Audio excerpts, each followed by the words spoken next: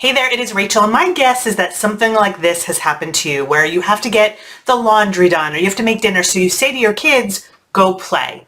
And you know they have hundreds of things to play with, they have so much they could do, but they don't go play. They just keep coming back to you and asking you questions and wanting you to see this and do this. They won't leave you alone so you can get the things done that you have to do.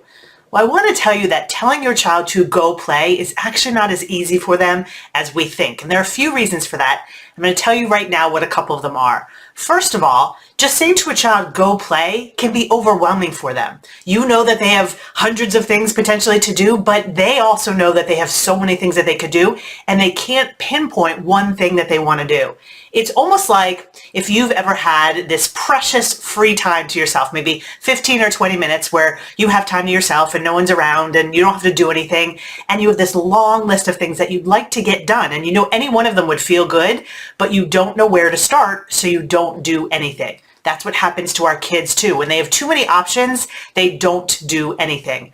Another reason that it's hard for them to just go play is that they struggle with something that we call task initiation. And this is simply the ability to begin a task. Beginning a task, believe it or not, even if it's a task that someone wants to do, can be daunting. Once we start and get into it, it's a lot easier to get through it. But starting a task can be really hard. It's especially hard for kids. So not only do they have so many things that they could choose from, but even if they do choose one, their brain is saying, I don't really know if I feel like getting started right now.